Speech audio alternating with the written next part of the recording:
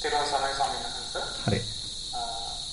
අද Melbourne Keysborough Dhammasarana විහාරයේ ආශිත පවත්වන සිව් දින භාවනා වැඩසටහනේ දෙවෙනි දවසේ ඒ වගේම බක්පුර පසළොස්වක පොහොය දිනේ වෙනුවෙන් පවත්වන මාසික සීල භාවනා වැඩසටහනක් ඊට සමගාමීව වෙනවා. අද භාවනා වැඩසටහනේ දෙවෙනි දිනේ ප්‍රශ්නෝත්තර වාරයේ ප්‍රශ්න සභාගත කිරීමට ඔබ වහන්සේගෙන් අවසර පතනවා. සම්මානසේ අද දවසේ මෙල්බන් වලින් ප්‍රශ්න 7ක් ලැබිලා තිබෙනවා. මේ පළවෙනි ප්‍රශ්න තුන භාවනා කමඨහන් පිළිතුරු සම්බන්ධව ප්‍රශ්න තුනක්. මම මේ ප්‍රශ්න ඉස්සර කියවන්නම්.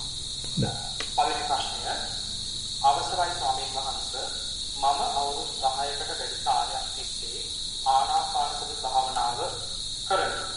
මුල් කාලේ හුස්ම ඉහළ පහළ යන ආකාරයේ දැනුන නමුත් දැන් භාවනාවට වාඩි වී විනාඩියක් ඇතුළත හුස්ම සංසිඳේ.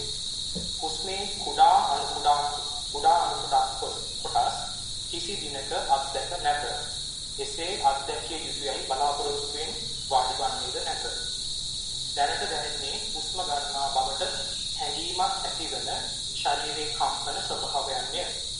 මේ අවස්ථාවේ එම කම්පන නොතකා එන සිතුවිලි දිහා බැලිය හැක. එම සිතුවිලි එන්නට කලින් නොදැනෙන අතර දැනගන්නේ ඒවා ආවාට පසුවයි. එම සිතුවිලි යන මොහොත පෙනේ. මෙසේ පැයක් පමණ සිටිය හැක. අවසානයේ බලා සිටීමේ ඒකාකාර ස්වභාවය නිසා නිින්දකට ගැටෙන බවක් පෙනේ. එය ඇත්තටම නිින්දක් දැයි නොදැනෙන උපදේශයන් පතමි. පෙරවන් සරණයි. ප්‍රශ්නය අවසන්. හොඳයි. දැන් ඇත්තටම මේ කොහොමත් ඒ කියන්නේ සිතුවිලි එහෙම ඉවත් වෙලා මේ හිත සංසුන් වෙනකොට නිදිමත ගතියක් එන්න පුළුවන්, කම්මැලි ගතියක් එන්න පුළුවන්. මොකද අපේ හිත පුරුදු වෙලා තියෙන්නේ සාමාන්‍යයෙන් විවිධ දේවල් බලබලා ඒවැයෙන් සතුටු වෙවි, ඒවැයෙන් හිතට යම්කිසි උත්තේජනයක් ලැබමින් අවදියෙන් ඉන්න තමයි අපේ හිත පුරුදු වෙලා තියෙන්නේ. ශබ්ද ගැනත් එහෙමයි, ගන්ධ සුවඳ ගැනත් එහෙමයි, රස ගැනත් එහෙමයි, ස්පර්ශයන් ගැනත් එහෙමයි. හිතට එන සිතුවිලි ගැනත් එහෙමයි. දැන් අපිට සැකයක් එහෙම තියෙනවා නම් හිත නොසන්සුන් නම් එතකොට නිින්ද යන්නේ නැහැ. හැබැයි මේ தත්ත්වයන් ඔක්කොම සමනයටපත් වෙලා අපි තුමු හුස්ම රැල්ලත් සමනයටපත් වෙලා සිතුවිලිත් ආපු සිතුවිලි ඔක්කොම අපේ හිත අතහැරලා ගිහිල්ලා හිත බොහොම නිස්කලංක වුණාම විවේක වුණාම ඉතින් ඇත්තටම කරන්න දෙයක් නැහැ. නමුත් ඉතින් ඒක පුරුදු නැති නිසා අපිට ඒක දැනෙන්නේ හරිම ඒකාකාරී මේ ස්වභාවයක් හැටියට. ඉතින් ඒ නිසාම හිත නින්දර වැටෙන්න පුළුවන්. නිකන් එපා වෙච්ච ගතියක්, ඔතෑණි ගතියක්, කම්මැලි ගතියක් මතුවෙලා ඊට පස්සේ ඉතින් අපි නැගිටලා දාලා යනවා. ඉතින් ඒක නෙමෙයි ඇත්තටම අපිට කරන්න තියෙන්නේ. ඒ පුළුවන් ද අපිට ඔය හුස්ම රැල්ල සංසුන්වනාට පස්සේ ඊළඟට දැනෙන අපි තුමු හිතුවිලි වලට අපි විවෘත වුණා නැත්නම් වේදනාවන් ගැන යම්කිසි නිරීක්ෂණයක් කළා. ඉතින් ඒ නිරීක්ෂණයත් අවසන් වුණා. ඒ කියන්නේ වේදනාව ඇවිල්ලා අපි ඒ ගැන යම්කිසි දැනුවත් බවක් ඇති වුණා. ඒ ටිකත් ගියා. සමනයටපත් වුණා. ඊට පස්සේ අපි තුමු අපේ හිත දිහාත් බැලුවා. ඒ බලද්දී ඒ සිතුවිලි හොඳින් හඳුනාගත්තා, නිවැරදිව හඳුනාගත්තා. ඒවත් අපේ අනුග්‍රහ නොලැබීම නිසා ඒගොල්ලොත් අපේ හිත අතහැරලා ගියා. ඉතින් එහෙමනම් අන්න හිතුවිලි වලින් නිදහස් වෙනවා. සිතුවිලිත් සමනයටපත් වුණා. දැන් සමහරවිට ඉඳලා හිටලා තමයි සිතුවිල්ලක් එන්නේ. සිතුවිලි දෙකක් අතර ලොකු පරතරයක් තියෙනවා. ඉතින් එහෙමනම් ඒ පැත්තෙන් යන්න පුළුවන් අපිට. ආයි අර ආශ්වාසය ප්‍රශ්වාසය කැඩි කැඩි යන එකක් නොදැක්කා කියලා ප්‍රශ්නයක් නැහැ. අපිට කෙලින්ම චිත්තානුපස්සනා පැත්තකින් තව ගැඹුරකට යන්න පුළුවන්. ඒ නිසා ඒ පැත්ත උත්සාහ කරන්න ගැටලුවක් නැහැ. ඒ සිතුවිලි අතර පරතරය දකින්න. සිතුවිලි දිහා බොහොම මධ්‍යස්තව බලන් ඉන්න. ඒ වගේමයි හිත හිර කළා සිතුවිලි වලට එන්න නොදී එහෙම බලන් ඉන්න එපා. හිතුවිලි වලට එන්න දීලාම බලන්න. හිතට ටිකක් නිදහසක් දෙන්න. එයා කැමති තැනක යන්න හිතට නිදහසක් දීලා බලන්න. එතකොට තව ටිකක් වැඩිපුර යාවි. සිතුවිලි ඒවි. හැබැයි ඉතින් දැන් බයක් නැහැ. හිතේ සතියක් වර්ධනය වෙලා තියෙනවා. ඒ හින්දා බයක් නැහැ. ඒවට එන්න දිදී බලනවා. එතකොට යන්න ඒගොල්ලන්ගේ සිතුවිලි අනුසාරෙනුත් අපිට යම්කිසි නුවණක් දිනු කරගන්න පුළුවන්. ඒ නුවණත් වර්ධනය වෙන්න ඊට පස්සේ සෑහෙන සිතුවිලි තවත් එන එක අඩු වෙන එක තමයි වෙන්නේ. දැන් ඔන්න සිතුවිලි අතර පරතරයක් තියෙනවා. ඒ පරතරය තුල අපි හොඳ දැනුවත් බවකින් ඉන්නවා. නින්දර වට ගන්න නැතුව ඊට පස්සේ කම්මැලි වෙන්නේ නැතුව එතන ඉන්නවා හොඳ අවධානයෙන් පවත්වමින් ඉන්නවා. එතන තමයි ඉතින් පවත්වන්න තියෙන්නේ. ඇත්තටම ඕක පුරුදු කරන්න අවශ්‍යයි. දැන් අපිට ඒක පුරුදු නැති නිසා තමයි අපි නැගිටලා යන්නේ.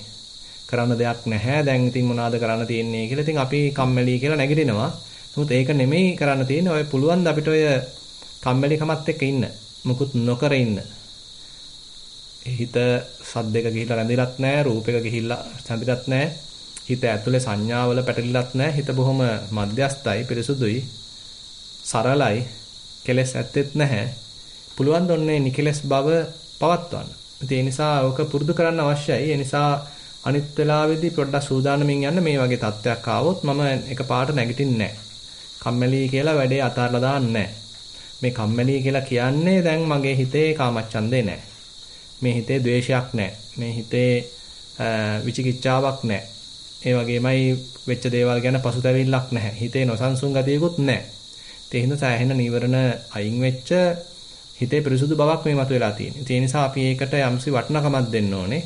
ඒ වටිනකම දීම තුළ තමයි අපි ඒක තුල රැඳෙන්න උත්සාහවත් වෙන්නේ. ඒක සම්පත්‍තිකර අවස්ථාවක් වශයෙන් අපි සලකන්නේ. සාධනීය අවස්ථාවක් වශයෙන් සලකලා අපි ඒක ටිකක් රැඳෙන්න බලන්නේ. ඒ නිසා ඒ විදිහට රැඳි පුරුදු වෙන්න ඕනේ. අපි මේ தත්ත්වය තුළ හිත පවත්වමින් පුරුදු කරන්න අවශ්‍යයි. ඒ නිසා ඊළඟ අවස්ථාවේදී ඔය தත්ත්වයට සූදානමින් යන්න. ඒ தත්ත්වයටපත් වුණාට පස්සේ තව විනාඩි 5ක් හරි වැඩියෙන් ඉන්නවා කියන අදිෂ්ඨානයෙන් යන්න. හොඳයි. දෙවෙනි ප්‍රශ්නය. ගෞරවනීය ස්වාමීන් වහන්සේ, පරයන්ක භාවනාව. හුස්මට සිත අරමුණු කර සතියෙන් සිටීමට උත්සාහ දරමි. හුස්ම තුනී වී යයි. නමුත් වැඩි කාලයක් සිත පිටගොස් ප්‍රපංචයෙන්ම යෙදේ. සක්මන් භාවනාවේදීද පාද මත සිහිය පිටන්නේ දා සුළු මොහොතක්ය. වැඩි කාලයක් ප්‍රපංචවල යෙදේ. මේ කාලයක් තිස්සේ සතිය දිගට පැවැත්වීමට බාධාවක් බැරි ඒ අඩු කර ගැනීමට උපදෙසක් පදමි. පෙරවන් සරණයි වාර්තාව අවසන්. ඔව් ඉතින් ඒක තමයි ඇත්තටම අපි බලන්න ඕනේ. ඇයි මේ මෙච්චර ප්‍රපංචකරණයක් සිද්ධ වෙන්නේ කියලා. මේකට තියෙන හේතු හොයන්න වෙනවා. උදාහරණයක් වශයෙන් බලන්න තමන් භාවනා කරන අවස්ථාවේදී නෙමෙයි. ඉතින් ඒකෙන් පරිබාහිර වෙන්දද්දි කොහොමද අපි හැසිරෙන්නේ? අපි නිරන්තරයෙන් ටීවී බලනවාද? නිරන්තරයෙන් ප්‍රවෘත්තිපත්ත බලනවාද? නිරන්තරයෙන් ගිහිල්ලා YouTube එක බලනවාද? නිරන්තරයෙන් ගිහිල්ලා ඉන්ටර්නෙට් එකේ මොනවා හරි බල ඉන්නවාද? නැත්නම් කාත් එක්ක හරි නිරන්තරයෙන් කතා බහ කරමින් ඉන්නවාද? ඉතින් මේ වගේ දේවල් නිතර සිද්ධ වෙනවා නම් මුළු දවසම අපි මේ විදිහට නම් කාලය ගත කරන්නේ. ඉතින් එතකොට අනිවාර්යයෙන්ම අපේ හිතේ ප්‍රපංච බහුලයි. මේ කතා කරපු දේවල් මතක් වෙවි එනවා. පොතේ පතේ තිබිච්ච දේවල් මතක් වෙවි එනවා. පත්තරවල තිබිච්ච දේවල් මතක් වෙවි එනවා. රූප වාහිනියේ පෙන්නපු දේවල් මතක් වෙවි එනවා. ඉන්ටර්නෙට් එකේ තිබිච්ච දේවල් මතක් වෙවි එනවා. මොකද ඉතින් අපි අපේ ඉන්ද්‍රිය සංවරයක් පවත්වලා නැහැ. අපි භාවනාවෙන් පරිබාහිරව කටයුතු කරද්දී සම්පූර්ණයෙන්ම හිතට කැමති විදිහට හැසිරෙන්න දීලා ඉන්ද්‍රයන්ට කැමති විදිහට හැසිරෙන්න දීලා තමයි කටයුතු කරලා තියෙන්නේ. එහෙමනම් ඉතින් අමාරුයි මේ භාවනාවේදී. මොකද භාවනා කරන්න වාඩි වුණාට පස්සේ ගාක් අර අපි කරපු දේවල් ආයෙ මතක් වෙනවා. ඒ වෙයිලා හිතට වද දෙනවා. ඒ නිසා ටිකක් පරීක්ෂාකාරී වෙන්න කොහෙන්ද මේ තරම් ප්‍රපංච එන්න හේතුව මොකද්ද? දැන් සක්මනත් කළා බලන්න. සක්මනේදී ටිකක් ওই தত্ত্বය එන්න දීලා අතහරින්න පුළුවන්. දැන් අපි පරයන්කේදී නම් ටිකක් අර සමාධියට හිර කරන ගතියක් තියෙනවා. නමුත් සක්මනේදී එහෙම නැහැ. සක්මනේදී ටිකක් අර විවෘත බවකින් මේ දේවල් වලට එන්න ඉඩ හැරලා ඒවා හිමීට අතහැර දමමින් යන යම් පමණක ස්වාභාවික ගමනක් තියෙනවා. ඒ නිසා ඉස්සෙල්ලා සක්මනක් කරලම පරයන්කටත් යන්න. සක්මන බොහොම මේ පුළුවන් නම් ටිකක් පරිසරය එක්ක තැනක් තෝරගන්න. ඒ කියන්නේ හොඳ ස්වාභාවික පරිසරයේ තියෙන තැනක් තෝරගන්න. ඒ පරිසරයත් එක්ක මුසු වෙලා සක්මන් කරන්න. එතකොට අපිට මේ පරිසරයෙන්ුත් ලැබෙනවා හිතට ලොකු නිවීමක්. ඒ පරිසරයේ නෑ හිත කුලප්පු කරන ගතියක්, හිත අවුස්සන ගතියක්. ඒ වෙනුවට පරිසරයෙන් කරන්නේ හිත නිරන්තරයෙන්ම නිවලා දානවා. මම මේ කියන්නේ ස්වාභාවික පරිසරයෙන්. ඉතින් අන්න ඒ වගේ තත්ත්වයක් හඳුනා ගන්න. ඒ බඳු පරිසරයක ඉඳලා ඔය වැඩේ පටන් ගන්නවා නම් මම හිතනවා ටිකක් දුරට ප්‍රපංචත් අඩු වේවි. ඒ වගේමයි තමන් අර භාවනා කරන වෙලාවට පරිබාහිරව කටයුතු කරද්දී කොහොමද තමන් හැසිරෙන්නේ කියන එක ගැනත් විමසලා බලන්න. කොහෙන්ද මේ තරම් ප්‍රපංච එන්න මොකද්ද හේතුව කියලා හොයලා බලලා ඒවා ඉතින් අඩු කරගන්න ඕනේ අනිවාර්යයෙන්ම. අපි පොඩ්ඩක් භාවනා කරන කෙනෙක් වශයෙන් අපි පොඩ්ඩක් ඒ සඳහා යම්කිසි කැපවීමක් කරන්න අවශ්‍යයි. යම්කිසි ඒ වෙත යොමු වීමක් කරන්න අවශ්‍යයි. එතකොට තමයි ඉතින් සාර්ථක වෙන්නේ. හොඳයි. තුන්වෙනි ප්‍රශ්නය. පෙරවන් සර්ණයි ස්වාමීන් වහන්සේ කමඨාන් වාර්තාව ඊයේ සහ අද දින භාවනා අධ්‍යක්ෂකී. 1. සක්මන් භාවනාව කාල එසේ භාවනා කරපු යෝගියෙකි. නමුත් පසුගිය අවුරුදු දෙක තුළ පිළිපෙළට සහභාගී වීමට ලැබීම නිසා භාවනාව එක දිගට කිරීමට බැරි විය. ඒ නිසා නැවත පටන් ගන්න විට ආධුනිකයෙක් වශයෙන් කිරීමට සිදුවිය. සක්මන ආරම්භයේ වම සහ දකුණ ලෙස මෙනෙහි කරමින් ආරම්භ කළා. සක්මන් මගේ භාවයක් පමණ යන විට සිත දුවයි. නැවත කියනවා සමග බොහෝ ඉක්මනින් සිත අතීත දේවලට දුවයි. බොහෝ උත්සාහයක් යොදා සම්පූර්ණ වාර කීපයක් කළ හැක. සිතට සතුටුදායක තත්වයකට භාවනාව දියුණු නොවිය. ඉතිරි දින දෙක තුළ තවදුරටත් කිරීමට බලාපොරොත්තු වෙමි. දෙක පරයන්ක භාවනාව. සක්මනින් පසු ආනාපාන සති භාවනාවට වාඩි වෙමි. ඉරියව්වට සිත යොදා ටික වේලාවක් ගත කෙලිමි. ඊට පසු උස්මට හිත යෙදෙමි. සක්මනේ වගේ ටික වේලාවකින් උස්ම 5-6ක් පමණගත් විට හිත පිටතට සිතුවිලි වලට දුවයි. ඒ බව ඉක්මනින් දැනගත් විට සිත නැවත ආනාපානයට ගෙන විට උස්ම කීපයක් 10ක් පමණ බැලීමට පුළුවන් විය. අද දින ආලෝක නිමිත්තක් ඇවි. එයට හිත යොදා ටික වේලාවක් සිටීමට හැකි විය. ඒ අවස්ථාවේ බෑග්ග්‍රවුන්ඩ් එකේ ආනාපානය කෙරෙන බව දැනේ. ටික වේලාවකින් සිත පිට ගියා. සමගම ලබාගත් නිමිත්තද නැති විය. මේ ආකාරයට වීර්යයෙන් සමාධියක් ලබා ගැනීමට උත්සාහ කරමි. තවදුරටත් භාවනාව දියුණු කර ගැනීමට හා ස්ටේබල් සමාධියක් ලබා ගැනීමට උපදෙස් පතමි. දරුවන් සරණයි. ඔව් දැන් මෙතෙන්දී ඇත්තටම අපි ටිකක් ඉක්මන් වෙලා වැඩි මේ නිමිත්ත දිහා බලන්න. දැන් අපි ආනාපාන සතිය වඩනකොට ওই විදිහට සමාධි නිමිත්තක් මතුවෙන්න පුළුවන්. හැබැයි ඉතින් අපි ඉක්මනට මේක දිහා බලන්න ගියොත් මේ කලබල වැඩි. මොකද මේ සමාධි නිමිත්ත තාම තහවුරු වෙලා නැහැ. අපිට අවශ්‍ය වෙනවා ටිකක් තවත් ආනාපාන සතියත් එක්කම ඉන්න.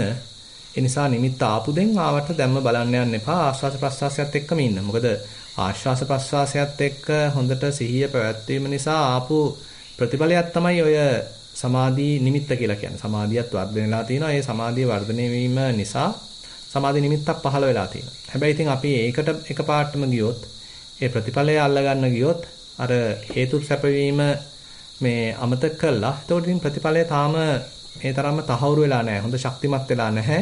එයාට තව පෝෂණයක් අවශ්‍යයි. තව සමාධිය දියුණු වෙන්න අවශ්‍යයි. එතකොට තමයි මෙයා තහවුරු වෙන්නේ. ඒ නිසා ආස්වාස් ප්‍රස්වාස ක්‍රියාවලියත් එක්කම තව දිරටත් ඉන්න. නිමිත්ත ඊට පස්සේ ඇවිල්ලා හොඳට තහවුරු වේවි. ඒ කියන්නේ Tamanට තේරෙවි නිකන් හුස්ම ගන්නේ ඒ නිමිත්තෙන් නිකන් හුස්ම එනවා වගේ. නැත්නම් නිමිත්ත ඇතුළට හුස්ම යනවා වගේ. ඔන්න ඔය වගේ මේ දෙක හුස්ම ගැනීමයි නැත්නම් ආශ්වාස ප්‍රශ්වාස ක්‍රියාවලියයි නිමිත්තයි එක්තරා අන්දමක සමපාත වීමක්. එකම රේඛාවේ පිහිටීමක්. මගේ සිද්ධ වුණා නම් වැඩේ හුඟක් පහසුයි. ඒ කියන්නේ අන්න සෑහෙන දුරට නිමිත්ත තහවුරු වෙලා තියෙනවා. එහෙම වුණොත් ඊට පස්සේ අපිට පුළුවන් නිමිත්ත දිහා බලන්න. එතකොට ඒක යන්නේ නැහැ. ඒක අතුරුදහන් වෙන්නේ නැහැ. ඒ වෙනුවට නිමිත්ත රැඳිලා හිටිනවා. මොකද දැන් එයා තනියෙන් ඉන්න පුළුවන් තත්ත්වෙට අපි මේ ශක්තිය යොදවලා තියෙන්නේ. සමාධිය වර්ධනය වෙලා තියෙන්නේ. ඒ නිසා එතනයි තියෙන්නේ. දැන් ඔය නිමිත්තත් අහිමි වුණේ අපි අර ඒක දිහා බලන්න ගියා ඉක්මන් වැඩි. තව ටිකක් ඉඳලා ආස්වාද ප්‍රසආසයේ තව බලලා ඒකෙන් හොඳට නිමිත්ත තහවුරු වුණාට පස්සේ අර විදිහට ආස්වාද ප්‍රසආසයයි නිමිත්තයි හොඳට එක රේඛාවට වගේ ඇවිල්ලා ඒකට සමපාත වුණාට පස්සේ ඊළඟට ඒක දිහා බලන්න පුළුවන්. ඉතින් ඇත්තටම මෙතන සමාධි පැත්ත තමයි ඉතින් වැඩෙන්නේ. ඒ නිසා සක්මනේදී පුළුවන් තරම් සතිය පැත්තත් ඉස්සරහට ගන්න උත්සාහන්ත වෙන්න. සක්මන තව ටිකක් වැඩිපුර කරන්න. ඒ සක්මනේදී දැනෙන දේවල් විමසිල්ලෙන් බලන්න. අනිත් එක දැන් කලින් අවස්ථාවේ මම මෙතන හිටිය අය දැන් තාම මෙතන නැහැය කියලා අපි අර ඒ වගේ කනස්සල්ලක් හිතට ඇති කරගත්තොත් ඒක බාධාවක් වෙනවා. කලින් ඉතින් ඒක තිබුණා තමයි දැන් ඉතින් කරන්න දෙයක් නැහැනේ. දැන් ඒක නැහැනේ. ඒ හින්දා අපි නැති දේවල් ගැන කල්පනා කරන්න යනවා වෙනුවට දැන් කොහොමද ආයි ගොඩ එන්නේ? ආයෙත් මේක හදාගන්නේ කොහොමද? මම උත්සාහය අතහැරලා නැහැ. මම මේක ධෛර්යයෙන් කරනවා. ඒ නිසා තමන්ගේ දරන ප්‍රයත්නයේට මේ එක්තරා අන්දමක සතුටු වෙන්න. කරගන්න බැරි වෙච්ච ගැන කනගාටු වෙනව වෙනුවට දැන් ආයි තමන් කොහොම හරි පටන් ගත්ත නේද කියලා සතුටු වෙලා ඒ ලබන අත්දැකීම හොඳට විඳ ගන්න. පාදයේ පොළවේ ස්පර්ශ වෙනකොට හොඳට ඒක තෘප්තිමත්ව ඒ ගැන විඳ ගන්න. මේ අරක තාම ආවේ නැහැ මේක තාම ආවේ නැහැ කියලා කනස්සල්ලක් ඇති කරගන්නව වෙනුවට දැන් මේ ආපු එක ගැන හොඳට බලන්න. දැනෙන්නේ මොනවද කියලා විමසිලිමත් වෙන්න. එතකොට පුළුවන් ඒ තෘප්තිමත් මනස ඇති කරගන්න. මොකද අපේ හිත කනස්සලු ස්වභාවයක් නම් තියෙන්නේ.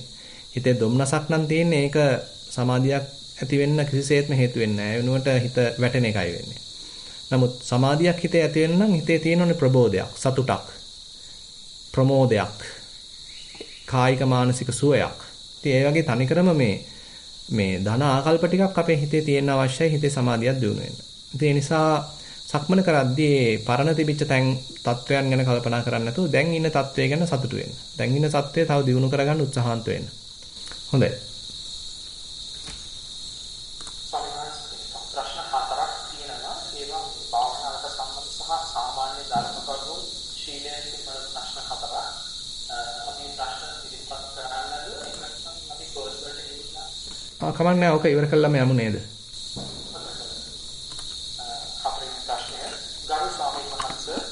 ධාතු මානසිකාර භාවනාව වඩන ආකාරය කරුණාවෙන් පහදා දෙන්න. සමථ භාවනාවක් නොවඩා විදර්ශනා භාවනා කිරීම ආලම්බ කළ හැකි නම් එය කරුණාවෙන් පහදා දෙන්නේ ඉල්ලමි පිළිවන් සරණයි. ඇත්තටම දැන් අපි සතිපට්ඨානය වඩන්න ගත්තාම අපි තුමු අපි ආස්වාස ප්‍රස්වාසයේ දිහානම් බලාගෙන යන්නේ. ඉතින් එතන මුලදී විපස්සනාවක් ලොකුවට නැහැ. අපි මේ ආස්වාස ප්‍රස්වාසයේ යොදා ගන්නවා හිත සමතයකටපත් කරන්න. හිතේ යම්කිසි ඒකාග්‍රතාවයක් සමාධියක් දියුණු කරගන්න. ඒ නිසා එතනත් අපිට එකපාරට කියන්න බෑ අපි මේ විපස්සනාවක් වඩන්නේ කියලා. හිතන්න දැන් අපි සතෝ වාස සති සතෝ පස්ස සති කියලා කියනකොට ආනාපාන සති වඩන කොටසදී සතිපට්ඨාන සූත්‍රයේ ඉතින් එකපාරට මේක මේ විපස්සනාවක් කියන්න බෑ. අපි සිහිය දියුණු කරනවා ආශ්වාසය ප්‍රශ්වාසය උපයෝගී කරගෙන. ඊට පස්සේ ඔන්න පුළුවන්කමක් ඇති වෙනවා ඒක ළඟ තියෙන හුස්ම රැලි 20ක් බලන්න 30ක් බලන්න 40ක් බලන්න 50ක් බලන්න. ඒ කියන්නේ අන්න හිතේ සතිය දියුණු වෙනවා හිතේ ඒකාග්‍රතාවය යම් පමණකට දියුණු වෙනවා. ඉතින් ඒ බඳු ඒකාග්‍රතාවයක් දියුණුනා නම් තමයි අපිට පුළුවන් දැන් මේක දීර්ඝවද දැනෙන්නේ කෙටියෙන්ද දැනෙන්නේ උණුසුම්ද සිසිල්ද කොයි නාස්පුඩුවෙන්ද ඇතුල් වෙන්නේ කොයි නාස්පුඩුවෙන්ද පිට වෙන්නේ කියලා තව අර ඒ අරමුණ ගැන යම් විස්තර දැනගන්න. තව සූක්ෂමව දකින්න. සම්පජාඤ්ඤය දිනු කරගන්න ඊට පස්සේ පුළුවන්. ඉතින් එතකොට ඔන්න අපි අර හැදිච්ච සමතය පාවිච්චි කරනවා දැන් නුවණ දිනු කරන පැත්තට. විපස්සනාවට දැන් නිකන් පුංචි පෙළඹවීමක් කරනවා. ප්‍රඥාව පැත්තට යම්කිසි රුකුල් දීමක් කරනවා. ඒ නිසා මෙතන තියෙනවා එක්තරා අන්දමක ස්වාභාවිකව සමතයත් විපස්සනාවත් එක්කාසු වෙලා යන ගමන. ඊට පස්සේ අපි ආස්වාසේ මුල බලනකොට මැද බලනකොට අග බලනකොට හොඳට එතන සිහිය පවත්වනවා. එතන සමාධිමත් වෙනවා. ෂණික සමාධියක් තව හැදෙනවා. ඒ නිසා සමතයයි විපස්සනායි හරි ලස්සනට මුසු වෙලා යන ගතියක් තියෙනවා. ඒ නිසා ඉතින් එතනදී අපිට මේ සමතය ලොකුවට ධ්‍යාන මට්ටමට වැඩුවේ නැහැ කියලා ලොකු පාඩුවක් නැහැ. මොකද යම් පමණකට මේ ආනාපාන සතිය වඩනවා නම් එහෙම නැත්නම් අපි පිම්බීම හැකිලිම වගේ භාවනාවක් වඩනවා නම් ඒ වමනා කරන චිත්ත ඒකාග්‍රතාවය හැදිලා එනවා. ඊට පස්සේ තමයි ඒක අපි විමසන්න බලන්නේ. ඒ කියන්නේ ඊට පස්සේ තමයි ඒක හැදුනාට පස්සේ තමයි ආශ්වාසයේ ගති ලක්ෂණ ප්‍රශ්වාසයේ ගති ලක්ෂණ විමසන්න බලන්නේ. මේ තව ඒවා සූක්ෂමව බලන්න උත්සාහන්ත වෙන්නේ. එතකොට මේක ඉස්සරහට අරගෙන යන්න පුළුවන්. ඉතින් එතකොට ධාතු මනසිකාරය ගැන කියනවා නම් ඔය කටයුත්තම අපි ඉස්සරහට කරගෙන යනකොට සමහර ලාවට මේ කයේ විවිධ දේවල් දැනෙනවා. අපි හිතමු තද ගති, රළු ගති, උණුසුම් ගති, සිසිල් ගති, කම්පණය වෙන ගති, සැලවෙන ගති. ඒ වගේ අර ප්‍රාථමික මට්ටමේ ධාතු ලක්ෂණ කය තුලින්ම නිරූපණය වෙන්න හදනවා. එතකොට අපිට පුළුවන් ඒවත් නිරීක්ෂණය කරන්න. එතකොට අපේ ආනාපානය පාවිච්චි කළේ ඇත්තටම හිතේ ඒකාග්‍රතාවයක්, සමාධියක් හදාගන්න, සතිය දියුණු කරගන්න. ඒ දියුණු කරගත්ත සතිය සමාධිය පාදක කරගෙන මේ කය තුල නිරන්තරයෙන්ම පෙන්වන ධාතු ලක්ෂණ හඳුන ගන්න උත්සාහන්ත වෙනවා. එතකොට ක්‍රමානුකූලව අපි ආනාපාන සතියෙන් මාරු වෙනවා ධාතු මනසිකාරයට. හැබැයි ඉතින් මේක හැමෝම කළ යුතු නැහැ. ආනාපාන සතිය ඔස්සේමත් කෙනෙකුට යන්න පුළුවන්. ආනාපාන සතියෙන් ධාතු මනසිකාරයට මාරු වෙන්නත් පුළුවන්. ඒ ධාතු මනසිකාරයට අදාළ ධාතු ලක්ෂණ හොඳට Tamanට මේ කය තුලින්ම ප්‍රකට වෙනවා නම්, මතුවලා එනවා නම් අපිට ඒකෙන් ලොකු ප්‍රයෝජනයක් අරගන්න පුළුවන්. ඒ නිසා එන විදිහට තමයි අපි මේවා කරන්න තියෙන්නේ. කොයි විදිහටද මගේ භාවනාව පෙළ ගැහෙන්නේ කියලා කරලම ඕනේ බලන්න. අපිට එහෙම නැතුව මොකක්වත් පුරෝකතනයන් කරන්න බෑ මේ විදිහටයි වෙන්නේ කියලා මුලින් ප්ලෑන් එකක් හදන්න බෑ. භාවනාව කළා බලන්න ඕනේ කොයි විදිහටද හිත ගමන් කරන්නේ. ආනාපානිය ඔස්සේම යනවද? ආනාපාන සතිය ඔස්සේම යන්න පුළුවන්ද? එහෙම නැත්නම් ආනාපානය යම් පමණකට දියුණුවාට පස්සේ මේ කායික වශයෙන් ධාතු ස්වභාවයන් මතුවලා එනවද? එහෙම නැත්නම් වේදනාවන් මතුවලා එනවද කියලා ඒ හැදෙන විදිහට බලලා තමයි අපිට කමටහන ලෑස්ති කරගන්න වෙන්නේ. හොඳයි. පස්වෙනි ප්‍රශ්නය. නමස්කාර වේවා ගරු ස්වාමීන් වහන්සේ. අවසරයි. ආර්ය අෂ්ටාංගික මාර්ගයේ පළමු වැන්න වූ සම්මාදිට්ඨිය නිවැරදි දැකීම යන කුමක්ද කියා දෙනමින් ඉතා ගෞරවයෙන් ඉල්ලා සිටිමි. ඔව් ඇත්තටම ඉතින් සම්මා දිට්ඨිය පැති දෙකක් බුදුරජාණන් වහන්සේ පෙන්නනවා.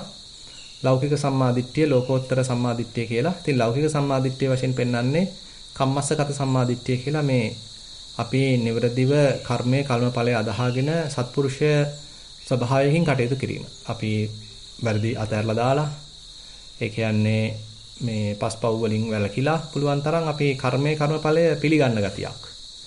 මේ හේතුඵල ධමයකට වඩා තාම ඉතින් කර්මයේ ඇදහිීමක්. යමක් හොඳ දෙයක් කරොත් ඒකට හොඳ විපාකයක් ලැබෙනවා.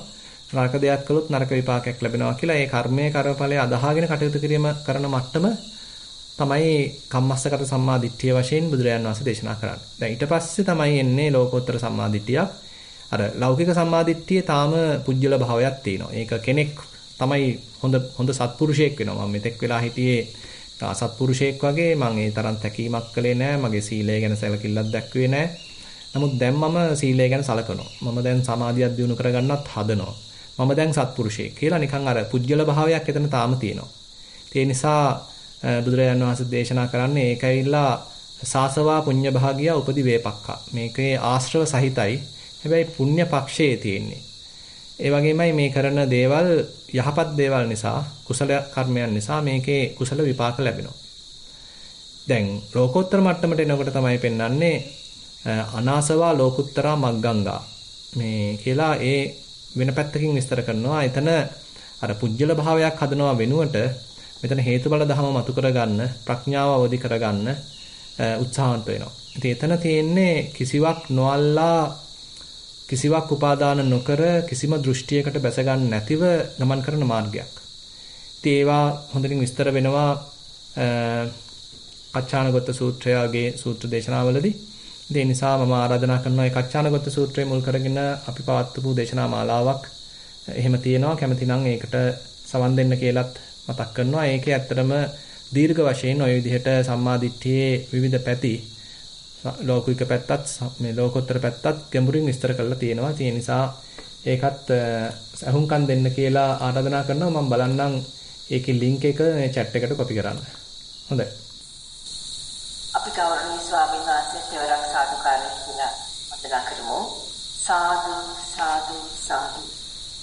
ස්වාමීන් වහන්සේ අද දින ලිඛිත ප්‍රශ්න 6ක් ලැබිලා තියෙනවා පොත් වලින්. පළවෙනි ප්‍රශ්නය ඇසීමට අවසර. ගරු ස්වාමීන් වහන්සේ, ආනාපාන සති භාවනාවේදී සිත පවතින ස්වභාවය එනම් ශුන්‍යයක් පාසා සිත අතරක් නැතිව බිදි බිදි යන බව, සිතේ ස්වභාවය ඒ බව දැකීමම විපස්සනා අරමුණද. ගෞරවයෙන් පහදා දෙන්න දෙන්න.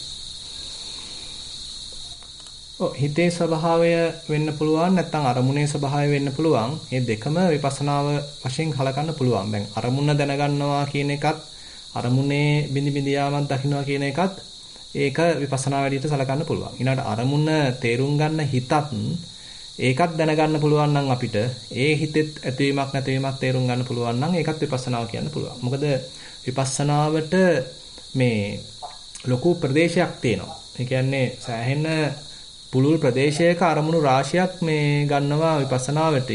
කියන්නේ මොකද මේ ඔක්කොම සංකත ධර්ම. දැන් කායानुපස්සනාවේදී කය හා සම්බන්ධ දේවල් බලනවා. වේදනානුපස්සනාවේදී වේදනාව හා සම්බන්ධ දේවල් බලනවා. හිත බලනවා චිත්තානුපස්සනාවේදී, ධම්මානුපස්සනාවේදී. ඉතින් එතකොට ලොකු පුළුල් ක්ෂේත්‍රයක් තියෙනවා. දැන් අපි අරමුණ කියලා අපි හිතමු අපි ආශ්වාසයක් ප්‍රශ්වාසයක් නම් බලබලා හිටියේ, නැත්නම් ධාතු ලක්ෂණයක් නම් බලබලා හිටියේ. ඒ ලක්ෂණය ඇත්තටම කායානුපස්සනා කොටසට අයිති කියන්න පුළුවන්. හැබැයි ඒක දකපු හිත, ඒ හිත දැන් ආයි අපි විපස්සනා කරනවා නම් ඒක චිත්තානුපස්සනාවකට, ධම්මානුපස්සනා කොටසකට අයිති කියන්න පුළුවන්. ඒ නිසා ඥාතංච ඥානංච උභෝපි විපස්සති කියලා කියනවා. ඥාත කියලා කියන්නේ අපේ අවධානයට ලක් වෙච්ච අරමුණ. ඥාන කියලා කියන්නේ ඒ අරමුණ හොඳට විමසලා බලන ඒ නුවණ සහිත හිත. මේ දෙකම විපස්සනා කරන්න පුළුවන්.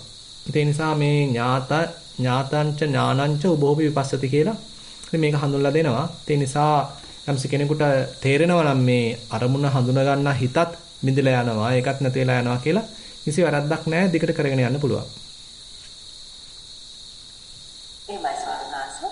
ඊළඟ ප්‍රශ්නේ කොටස් දෙකක් තියෙනවා. පළවෙනි කොටස ගරු ස්වාමීන් වහන්සේ සක්මන් භාවනාව හෝ ආනාපාන සති භාවනාව කරන විට සිතේ ඇති తත්වය ආපසු හැරී නැවත නැවත ප්‍රතික්ෂේප කිරීමේ පුරුද්දක් මගේ ඇත.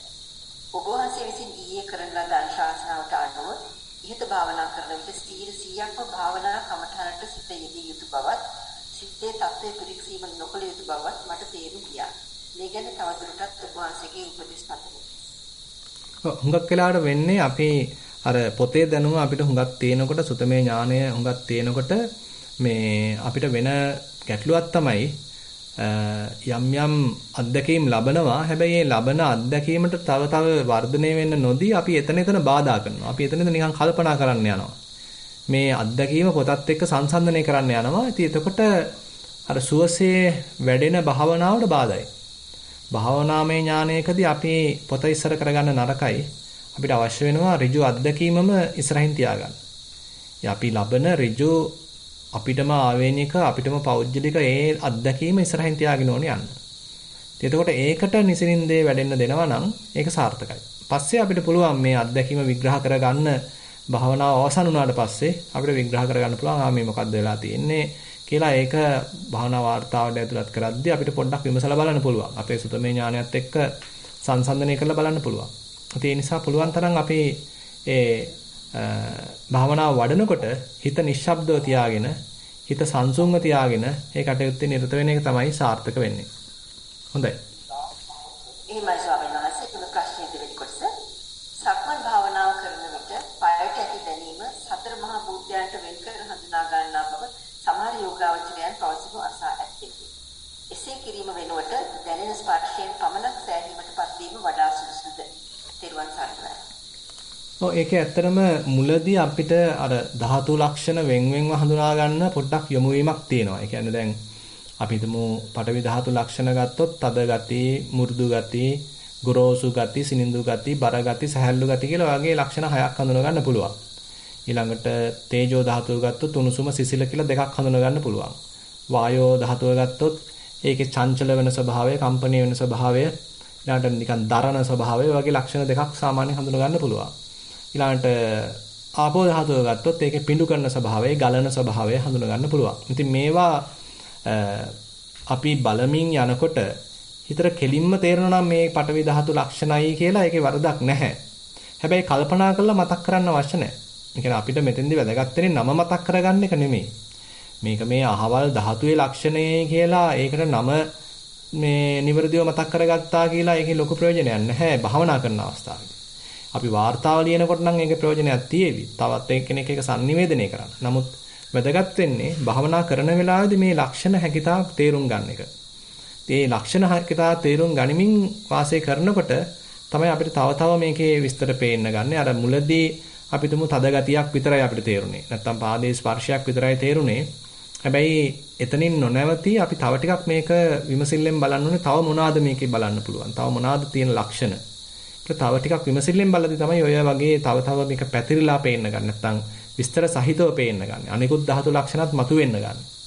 හැබැයි ඕකෙත් අනිත් පැත්තත් වෙනවා. කාලයක් කොහොම හොඳින් ධාතු ලක්ෂණත් බලමින් යනකොට ඔය අතර තියෙන පොදු ලක්ෂණ තමයි ඊට පස්සේ පේන්නේ. මේගොල්ලන්ගේ තියෙන වෙන්වෙන් ලක්ෂණ ඊට ආවේනික ලක්ෂණ බොද වෙලා ගිහිල්ලා ඒවා එච්චරම දැන් මතුවෙන්නේ නැහැ. මේ කොයිකෙත් තියෙන ඇති වෙන නැති වෙන ස්වභාවයක් නැත්තම් නිරන්තරයෙන් වෙනස් වෙන ස්වභාවයක් අපිට කිසි පාලනයකින් තොරව මේවා හැසිරෙන ස්වභාවයක් තමයි ඊට පස්සේ පේන්න ගන්න. ඉතින් එතකොට මේ නම් ගම් මොකක්වත්ම වැඩක් නැහැ. මේ අහවල් ධාතුවේ කියන එක වැදගත් නැහැ. මේ කවුරුත් පෙන්නන එක ස්වභාවය තමයි තේරුම් ගන්න තියෙන්නේ. එකම මේ පොදු ලක්ෂණ ටික තමයි ඊළඟට දැනගන්න තියෙන්නේ. හොඳයි. ඊමයි ස්වාමීන් වහන්සේ ඊළඟ ප්‍රශ්නය.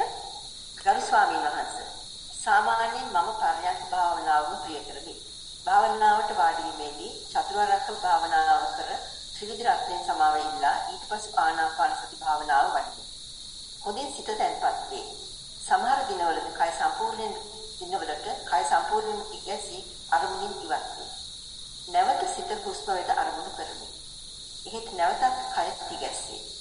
මෙසේ කීප වතාවක්ම සිත අරමුණෙන් ඉවතට යයි. එවිට එහි ඇතිවීම නැතිවීම මෙනෙහි කරමි. හේතුව කුමක්දයි සිතීමට උත්සාහ කරමි. එහෙත් දිගු වේලාවක් මෙසේ අරමුණෙන් ඉවත් වීම නිසා භාවනා කිරීමට සිතට කම්මැලි ගතියක් නැත්තේ. භාවනාවෙන් ඉවත් වීමට සිත බල කරයි. එහෙත් භාවනාව ආරම්භ කිරීමේදී අවසන් කරන වේලාව සිතාගත් නිසා උත්සාහයෙන්ම භාවනා කරමි. මෙසේ කය තිගැස්සෙන්නේ භාවනා කිරීමේ වරදක්ද යන්න හඳුනා දැනගනු කැමැත්තෙමි. ඔබ වහන්සේගෙන් අවවාදයක් උපදෙසක් බලාපොරොත්තු වෙමි. ඔබ වහන්සේට දීර්ඝායු ප්‍රාර්ථනා කරමි. මේ භවයේදීම නිර්වාණය අවබෝධ වීමට හේතු සැකසේවා. මට පොඩ්ඩක් හැබැයි විස්තර තව දැනගන්න පුළුවන් නම් කොහොමද ඔය තිගැස්සෙන්නේ? කියන්නේ වාඩි වෙච්ච ගමන් තිගැස්සෙනවද? තව ටිකක් ගැඹුරට කරගෙන යනකොට තිගැස්සෙනවද? එකපාරක් විතරයිද තිගැස්සෙන්නේ? නැත්නම් දිගටම තිගැස්සීම ඇති වෙනවද? කියලා පොඩ්ඩක් දැනගන්න පුළුවන් නම් හොඳයි. ප්‍රශ්න ඉදිරිපත් කරපු කෙනා කැමතිද කතා කරන්න ස්වාමීන් වහන්සේත් එක්ක?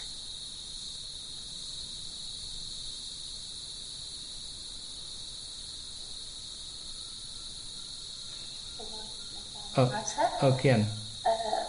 මම ටිකක් වෙලා හිත එකඟවට පත්වාට පස්සේ තමයි ඔව් මම ගැස්සෙන සම්පූර්ණ මුළු ඇඟම ගැස්සෙනවද? සම්පූර්ණ කයම ගැස්සෙන. ඒ කියන්නේ ප්‍රබලව ගැස්සෙනවද නැත්නම් පොඩ්ඩක් සුළුවෙන් සිද්ධ වෙන කම්පණය වීමක්ද? සුළුවෙන් වගේ තමයි. ඔව්. ඒවට ඉතින් අර සම්පූර්ණ අරමුණේ ඉවත් වෙනවා. නෑ මෙහෙමයි. දැන් පටන් ගන්න ආස්වාස ප්‍රස්වාසයෙන්ද? ආස්වාස් ප්‍රස්වාස. ඒක කොච්චර විතර කළාට පස්සේද ওই විදිහට කයේ කම්පනයක් පටන් ගන්නෙ? ඒක නම් හේතු පහක් වගේ ගියාට පස්සේ තමයි. හොඳටම සිත දැම්පත් වෙනකොට තමයි කය ගහින්. එහෙමනම් ප්‍රශ්නයක් නැහැ. ඒකම අරමුණු කරගන්න දැන්. ඒ කියන්නේ දැන් අපිට දැන් අර මම කලින් විස්තර කරේ දැන් ආනාපානය අපි විස්තර කරගෙන යනකොට මේ බලාගෙන යනකොට ආස්වාද ප්‍රස්වාස හරහා අපේ හිතේ යම්සේ ඒකාග්‍රතාවයක් හැදෙනවා. හිත දැන් ඔන්න සමනය වෙනවා. හිත තැම්පත් වෙනවා. ඒකාග්‍ර වෙනවා. හැබැයි ඊට පස්සේ ඔන්න කයේ විවිධ කම්පන ස්වභාවයන් මතුවෙනවා. ඒවා මේ කොහොමත් තියෙන දේවල් හැබැයි දැන් තමයි මේ ටික හොඳට අපිට ප්‍රකට වුනේ. ඉතින් ඒ කියන්නේ දැන් අර ධාතු මනසිකාරයකට පාර කැපෙනවා. පාර සකස් වෙනවා. දැන් ඉතින් අපිට ආනාපානියම දැන් ඉන්න අවශ්‍ය නැහැ. දැන් පුළුවන් මේ කය මතු කරලා දීපු මේ කම්පණය වෙන කම්පණය දිහා බලන්න. කය දිහා බලන්න දැන්. සමස්තයක් වශයෙන් මුලින් කය දිහා බලන්න කොහොමද මේ කම්පණය වෙන්නේ. ඊට පස්සේ පොඩ කිට්ටු කරලා බලන්න මේ වැඩියෙන්ම කම්පණය වෙන ස්වභාවයක් දිහා. ඒ කියන්නේ හිතන්න අපි බලාගෙන ඉන්නකොට අපි හිතමු ඔන්න උදර ප්‍රදේශයක් තමයි වැඩියෙන්ම කම්පණය වෙන බවක් දැනුනේ කියලා. එතෙන්ට ටිකක් හිත මේ යොමු කරලා බලන්න. මුළු කයම දිහා මුලින් බැලුවා. ඊට පස්සේ අර වැඩියෙන් දැනෙන තැනට අවධානය යොමු කරලා එතන ටිකක් සමීපව බලනවා. එතකොට අපිට අවශ්‍ය නැහැ මේක මේ පස්සේ ඇත්තටම උදරයයි මේ කම්පණය වෙන්නේ කියන එකවත් අවශ්‍ය නැහැ. මොකද්දෝ කම්පනයක් තියෙනවා. කයේ කොහේදෝ කම්පනයක් තියෙනවා. අන්නේ කම්පනය දිහා තමයි මම බලාගෙන ඉන්නේ. එතකොට මූල කමඨහන වෙනස් වෙනවා. මුලදී අපි ආනාපානයේ වැඩුවා තමයි. පස්සේ දැන් කම්පන ස්වභාවයන් තමයි කයෙන් මතු කරලා දීලා තියෙන්නේ. එතනට දැන් අපේ අවධානය යොමු කරලා තමයි ඉදිරියට කරගෙන යන්නේ. ඒ නිසා මේක කරදරයක් කරගන්නවා වෙනුවට ආශිර්වාදයක් කරගන්නයි තියෙන්නේ. හොඳයි.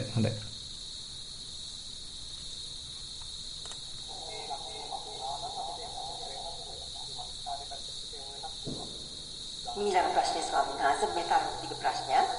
ගරු ස්වාමීන් වහන්සේ මා කාලයක් තිස්සේ ආනාපාන සති භාවනාව ප්‍රගුණ කරමි. පරයන්කයට මාගේ වැඩි කැමැත්තක් ඇත. සක්මන් භාවනාවද කරමි.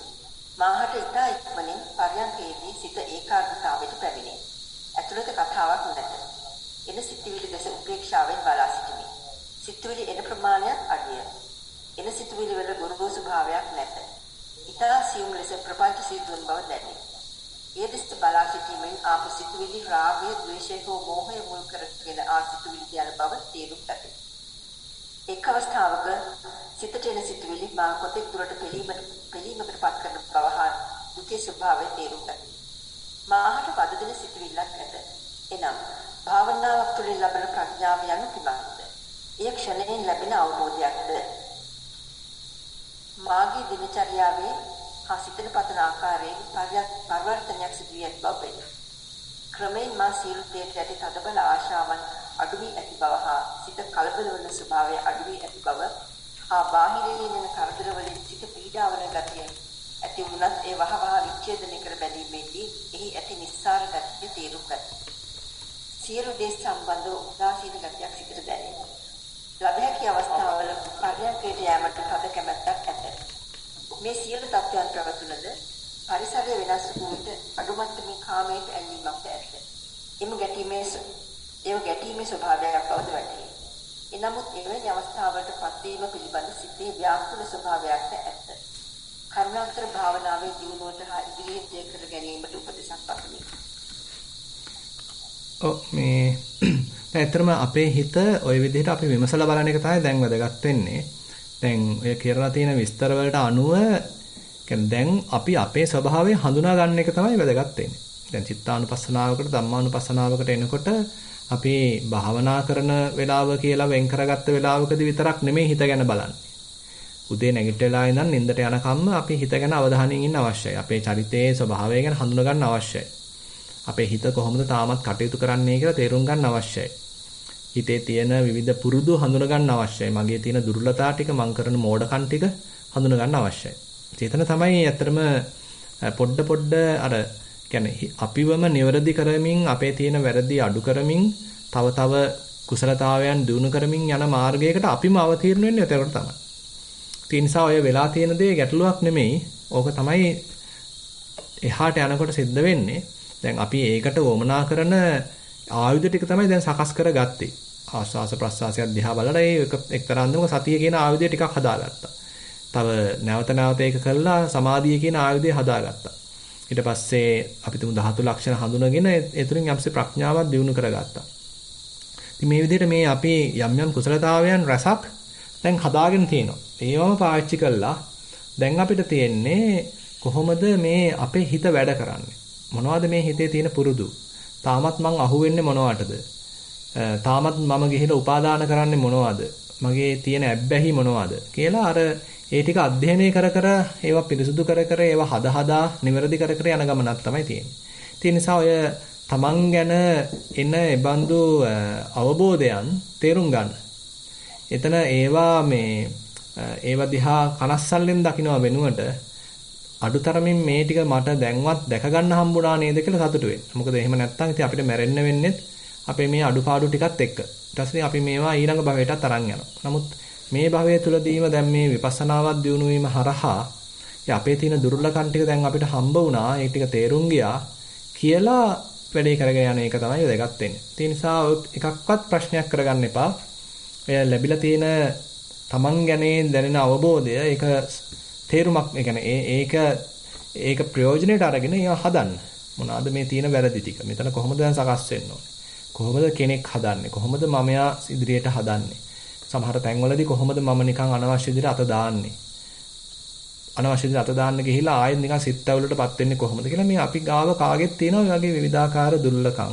ඒවා තේරුම් ගනිමින් ඒවා සකස් කරමින් ඉදිරියට යන්නයි තියෙන්නේ. ඒ ප්‍රශ්නික කොටසක් තව තිබුණා මාහට වදදෙන සිතුවිල්ලක් ඇත්ත. එනම් භාවනාව තුළින් ලබන ප්‍රඥාව යනු කිමක්ද? ඒ ක්ෂණයෙන් ලැබෙන අවබෝධයක්ද? ඒක ගැන ඉතින් විපස්සනා පැත්තෙන් කියනවා නම් අපිට ඒ කියන්නේ ඒක ක්ෂණයෙන් ලැබෙන අවබෝධයක් කියන්න බෑ. දැන් විපස්සනා ඥාන පැත්තෙන් කියනවා නම් ඒක ඥාන පරම්පරාවක් තියෙනවා. ඥාන රාශියක් තියෙනවා. එකම ඥානයක වුණත් මුලදී දැනෙන අවබෝධය නෙමෙයි තව කාලයක් යනකොට දැනෙන. ඒක තව පුළුල් වීමක් ගැඹුරට යාමක් තියෙනවා. ඒ නිසා එක ක්ෂණයකින් දැනෙන දැනීමක් කියන්න බෑ. හැබැයි ඉතින් සමහරවිට ප්‍රබලව දැනෙන අවස්ථාවන් තියෙනවා. එතකොට නිකන් අර ඇහැ ඇරෙන ගතියක් තියෙනවා. අපි මෙතෙක් කාලයක් දරපු ආකල්ප ඔක්කොම බිඳිලා ගිහිල්ලා වෙනත්ම දෘෂ්ටි කෝණයකින් බලන බැල්මකට අපේ හිත අවදි වෙන ගතියක්. සම්පූර්ණ ආකල්පමය වෙනසක් සිද්ධ වෙන ගතියක් වෙන්න පුළුවන්. ඉතින් ඒතකොට හිතෙන්නේ නිකන් මේක මේ දැන් වුණා වගේ. නමුත් එහෙම මේ මොහොතේදී වෙච්ච දෙයක්ම නෙමෙයි. කාලයක් තිස්සේ අපි වඩපු භාවනාව නිසා තව ඒකට පෝෂණය ලැබීම නිසා තමයි දැන් මේක පාටම හොඳට ප්‍රබලව දැනෙන්න ආරම්භ තියෙන්නේ. ඒ නිසා භාවනාමය ඥානයකට යනකොට විශේෂයෙන්ම අත්දැකීම මත පදනම් වෙලා තමයි යන්නේ. ඒ කියන්නේ පොතේ පතේ දැනුම තියෙන්නේ සාමාන්‍ය නිකන් මතු පිට කියලා කියන්න පුළුවන්. දැන් භාවනාමය ඥානයකට යනකොට අපි සම්පූර්ණයෙන්ම හොඳට අත්දැකීම මත පදනම් කරගෙන අස්පනා අපිට සිද්ධ වෙන දේ නැවත නැවත නිරීක්ෂණය කිරීම හරහා තමයි ඒක වර්ධනය වෙන්නේ. ඒ නිසා ඒ වගේමයි තව එහාට යනකොට ප්‍රපංච සමනය කළා හිත ඇතුලේ කතාව සමනය කරගෙන බොහොම නිශ්ශබ්ද මනසකින් ඉන්නකොට තව අවබෝධයන් තව නිකන් තමන්ගේ චරිත පිළිබඳ ලක්ෂණ තමන්ගේ තියෙන අඩුපාඩු ඒ වගේ දේවලුත් දැනෙනවා. ඉතින් එතකොටත් භාවනාමය ඥානයේ තවත් පැති අපිට විවෘත වෙනවා. ඉතින් ලොකු ක්ෂේත්‍රයක් මේ කතා කරන්නේ. ඒක තනි ප්‍රඥාවක් නෙමෙයි ලොකු පුළුල් ප්‍රඥාවක් ගැන තමයි කතා කරන්න වෙන්නේ.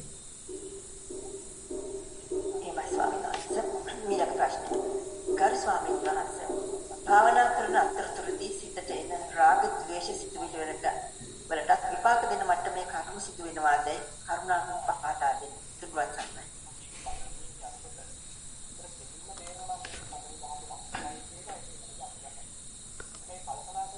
කොහෙන් හරි රිපීට් වෙනවා මේ කවුරු හරි මේ දැන් අර ප්‍රසිකේප් එක මටත් ඇහෙනවා.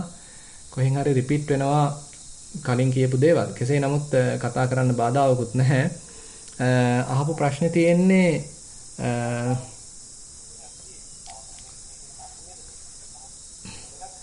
චුට්ටක් ආයේ ප්‍රශ්න කියන්න මේ පොඩ්ඩක් අර රිපීට් වෙන එකත් එක්ක පැටලෙනවා. එහෙමයි ස්වාමීන් වහන්සේ. භාවනා කරන අතරතුරදී සිතට එන රාග ද්වේෂ සිතුවිලි වලට විපාක දෙන මට්ටමේ කර්ම සිදු වෙනවාදයි කරුණාකර පහදා දෙන්න. දැන් මෙහෙම මේ විදිහට කියන්න පුළුවන්. ඒ කියන්නේ දැන් අපි ඒ භාවනාව කරද්දී එන රාග ද්වේෂ මෝහාදී කෙලෙස් අපි දුමු මතුණා කියලා. දැන් අපි මේවා කෙරෙහි හොඳට සතියෙන් ඉන්න තාක් මේවා අස්සට මමෙක් රිංගවන්න ගිහිල්ලා මේවා අනුව ක්‍රියාත්මක නොවි ඉන්න තාක් ගැටලුවක් නැහැ. හැබැයි අපි හිතමු ඔන්න හිතට රාගසිතවිල්ලක් ආවා. අපි ඒක මුලදී සතිමත් වුණා. හැබැයි පස්සේ මේ රාගයේ තියෙන යම්කිසි මාකරේ ආස්වාදනීය පක්ෂය නිසා අපි අපේ සතිය දුර්වල වුණා. ඔන්න අපි ඒක අස්සට ගියා. සම්පූර්ණයෙන්ම ඔන්න අපි රාගයෙන් දැන් මැඩපැවැත් වෙලා ඉන්නවා. රාගයට දැන් අහු වෙලා ඉන්නවා. දැන් ඉතින් අපි චේතනාපූර්වකව අහු වෙලා කෙනෙක් වෙලා පුජ්‍යලයක් වෙලා රාග රක්තව දැන් අපි කල්පනා කර කර ඉන්නවා. ඉතින් එතකොට මේ මට්ටමේ සතිය නැහැ. මෙතෙන්දී සම්පූර්ණයෙන්ම අපි මේ ආපු රාග අරමුණට අහු වෙලායි තියෙන්නේ.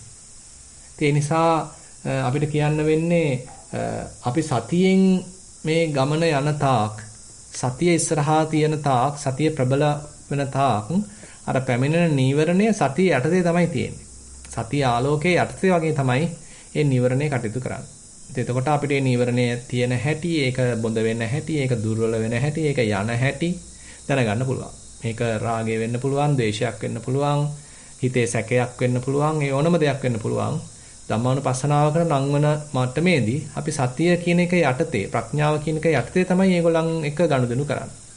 හැබැයි සතිය දුර්වල වෙලා, ප්‍රඥාව දුර්වල වෙලා සම්පූර්ණ මේ පැන නැගුණ නීවරණය අපිව යටපත් කරගත්තොත්, අපි ඒක ප්‍රපංච මට්ටමට ගිහිල්ලා ප්‍රපංච විසින් අපිව මැඩපවත්වන මට්ටමට ආවොත්, එතෙන්දි ඉතින් අසරණයි. එතෙන්දි අපේ අතින් වැරදි සිද්ධ වෙනවා. එතෙන්දි අපේ අතින් කර්ම රැස් වෙනවා. මොකද අපි එතෙන්දී චේතනාපූර්වකව කටයුතු කරනවා. කෙනෙක් වෙලා, පුජ්‍යලයක් වෙලා, අවිද්‍යාවට යට වෙලා අපි කටයුතු කරනවා. එතකොට ඉතින් කර්ම රැස් වෙනවා කියලා කියන්න පුළුවන්. එහෙමයි ස්වාමීන් වහන්සේ. අවසානයේ ලිඛිත අවසාන ප්‍රශ්නය. ගරු ස්වාමීන් වහන්සේ, මම දිනකට දෙතුන් වතාවක් පරයන්ක භාවනාවේ යෙදෙන්නේ. ප්‍රවෘත්ති ආදී බැලීමෙන් වළකිමි. YouTube මගින් ධර්මදේශනා ශ්‍රවණය කරමි. එසේ ධර්මදේශනා සෙවීමේදී දැනට ලංකාවේ ඇති වර්තමාන තත්ත්වයේ දකින විට ඒවා නොබැලීමට උත්සාහ කළත් ඒවා බැලීමට සිත බල කරයි. ඒවා බැලීමෙන් සිතේ ද්වේෂය ඇතිවන අතර ඒවාට කාලේ නාසි කිරීම ගැන පසුතැවිලි දෙමි. ඔබ වහන්සේගේ උපදෙස් පතමි. ඔබ වහන්සේ ප්‍රාර්ථනා කරන බෝධියක නිර්වාණය අවබෝධ වේවා. දීර්ඝායුෂ වේවා. ඇත්තටම ඉතින් කියන්න වෙන්නේ අපි හුඟක් වෙලාවට ඒ කියන්නේ සම්මුතිය බරපතල විදිහට අරගත්තාම ඒ සම්මුතිය වලම පැටලිලා ඉතින් අපි ඒකෙන් කෙනෙක් පුජ්‍යලයක් හදාගෙන පක්ෂ පාට හදාගෙන ಜಾති හදාගෙන රටවල් හදාගෙන සීමා මායිම් පනවගෙන ඉතින් අපි ඔක්කොම දඟලනවා. ඉතින් මේක ඉතින් මුළු ලෝකෙම සිද්ධ වෙනවා. ඉතින් ලෝකෙම தත්ත්වය ඕක තමයි. ඉතින් අපිට මේක කොච්චර කියලා දුන්නත් ඉතින් මේකෙන් ගැලවෙන එකත් පහසු නැහැ. නිරන්තරයෙන්ම එක්කෝ එක જાතියක් තවත් જાතියත් එක්ක රණ්ඩු කරනවා, එක්කෝ එක රටක් තවත් රටක් එක්ක රණ්ඩු කරනවා. එහෙම නැත්නම් එක මිනිහෙක් තමන්ම හොයාගන්න ඕනේ කියලා අනිත් අයගෙන් ඒක කඩා වඩා ගන්නවා, හොරකම් කරනවා. ඉතින් මේ තනිකරම ඉතින් එක පැත්තකින් දකින්න පුළුවන් මේ කෙලෙසුන්ගේම නිකන් විකෘතියක් මෙතන තියෙන්නේ. කෙලෙස් හඳුනා ගන්න බැරිව කෙලෙස් වලටම 16ක් බවට පත් වෙලා, වහලෙක් බවට පත් වෙලා අපි කටයුතු කරනවා. ඉතින් සමාජාට ඉතින් අපි උත්සාහ කරනවා මේවා නීති දාලා වළක්වන්න. ඊට පස්සේ සීමා පනවලා මේවා නවත්තන්න. ඉතින් අපි උත්සාහ කරනවා. ඉතින් කෙතෙක් දුරට මේවා ඉතින් යම් පමණකට ඉතින් වළක්ව ගන්න පුළුවන්. නමුත් ඉතින් අර මිනිස්සයා හැදෙන්නේ නැතිව මේ අපිට මේ වැයේ යහපතක් දකින්න අමාරුයි. ඒ නිසා හුඟක් වෙලාවට මම නම් දකිනවා ලංකාවේ හුඟක් වෙලාවට අර විනය පැත්ත, ඩිසිප්ලින් කියන එක සෑහෙන්න ඉතින් පිරිහිලා තියෙන්නේ. මිනිස්සයෝ පුළුවන් තරම් නිකන් ඉඳලා සල්ලි හොයන ආකල්පයක් මිනිස්සෙන්ගේ දියුණු මේ ඇති වෙලා තියෙන්නේ. ඒ නිසා මහන්සි වෙන්න කැමති නැහැ. කොහෙන් හරි ඉල්ල ගන්න තමයි කැමැත්ත තියෙන්නේ. ඉතින් මේ පැත්ත ඉතින් අනිවාර්යයෙන්ම පිරිහෙන පැත්තක්. ඒ වෙනුවට ඉතින් බුදුරජාණන් වහන්සේ පෙන්වන්නේ එහෙම නෙමෙයි. මේ දහඩිය මහන්සියෙන් හම්බ කරපු දෙයක් තමයි මේ ධාර්මික ධනයක් වශයෙන් පෙන්වන්නේ. ඒක මේ නිකන් හම්බෙච්ච එකක් නෙමෙයි. තමන් බොහොම වෙහෙසලා මහන්සි වෙලා දහඩිය මුගුරු හෙලලා ඒ ලැබපු ධනය තමයි ධාර්මික ධනයක් වෙන්නේ. ඉතින් මේ බඳු ධනයක් අපිට පුළුවන් තවත් කෙනෙකුට අපි තුමු දානයක් දෙද්දී අපි පාවිච්චි කරා නම් එතන තමයි මහත්ඵල මහානිසංස ලැබෙන්නේ. එහෙම නැතුව නිකන් අපි ඉඳලා නිකන් අපිට ලැබිච්ච පින්පඩිය පාවිච්චි කරා කියන එකෙන් නෙමෙයි ඇත්තටම පිනක් සිද්ධ වෙන්නේ. අපි මේ මහන්සිලා එක්කෝ ප්‍රඥාව යොදවලා තමන්ගේ අවබෝධය යොදවලා ලබාගත් දෙයක්. එහෙම නැත්නම් දාඩිය මහන්සියෙන් කාය ශ්‍රමය වැය කරලා ලබාගත් දෙයක්. එතන තමයි ධාර්මික ධනයක් තියෙන්නේ. ඉතින් අපිට පුළුවන් නම් ඒ වගේ අපි මේ ඒකාතකයෙන් ඉතින් මේ දේවල් හැම දෙයක්ම ඉතින් දහමේ විස්තර වෙනවා. නමුත් ඉතින් මිනිස්සු කනකට ගන්න නැහැ ඉතින්. ඒවා ඉතින් ඒගොල්ලෝ එහෙන් මේ පැත්තෙන් අහලා මේ පැත්තෙන් යවනවා. අර ඒ වගේ තත්ත්වයක් තමයි තියෙන්නේ. මොනවා කරන්නද ඉතින්? ඔය වගේ ස්වභාවයක් ඉතින් බලමු ඉතින්. අනාගතයේදී යහපත් වේවි කියලා ඉතින් හිතාගෙන යන්නයි තියෙන්නේ.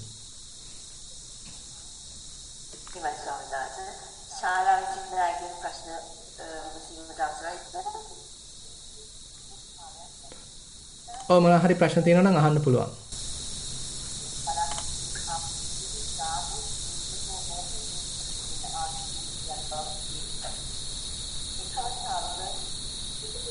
නිර්වාචනයි ස්වාමීන් වහන්සේ මම දැන් අවුරුදු 3ක් විතර කාලයක් ඉඳලා සම්මත භාවනාව යටිපතුලක දැනෙන දැනීම තමයි මම කරන්නේ.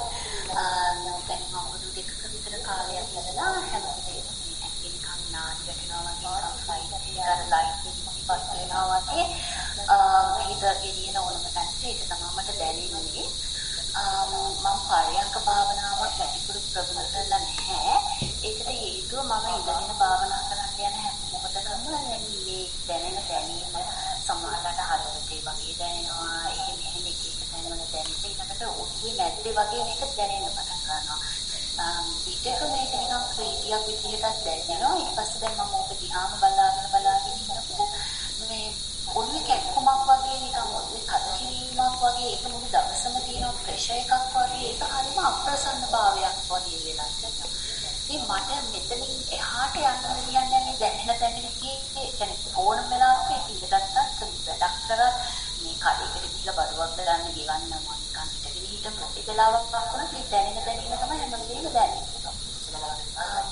කොහොමද ස්වාමීන් වහන්සේ මම මේ පරයන්ක භාවනාව දියුණු කරගන්නේ කියන එක තමයි මට පොඩ්ඩක් දැනගන්න. පරයන්ක භාවනාවේදී මොකක්ද ඉස්සරහින් දැනට තියාගෙන තියෙන අරමුණ?